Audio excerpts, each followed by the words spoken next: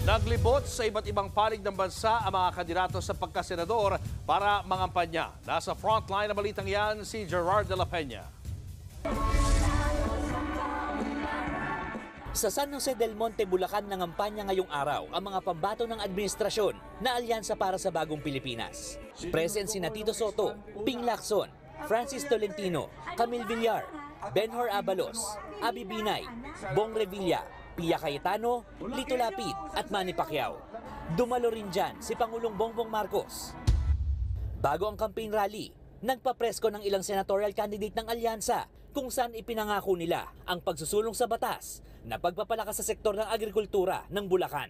Gayun din ang agarang pagbubukas ng MRT-7 na magpapabilis ng biyahe mula SGDM pa Metro Manila. Nag-motorcade naman ang TV host na si Willie Revillame sa Boat-Rich Province ng Laguna.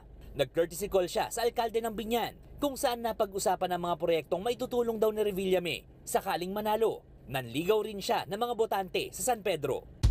Naglibot naman kanina sa Pangasinan ang pambato ng Partido Demokratiko Pilipino o PDP na si Senator Bongo. Pinangunahan niya ang inaugurasyon ng Super Health Centers sa bayan ng Agno at Bani. Ang kapartido niyang si Senator Bato de la Rosa, present kahapon sa Liga Provincial Congress ng mga taga-Catanduanes na ginanap sa Maynila. Dadalo naman sa Ugpong Youth Assembly sa Davao City ang mga pambato ng PDP, kasama na rin si Senator Robin Padilla at Philip Salvador. Si dating Senador Bam Aquino, isinusulong naman ng pagpapalakas ng libreng kolehiyo nang magtungo siya sa Calamba, Laguna.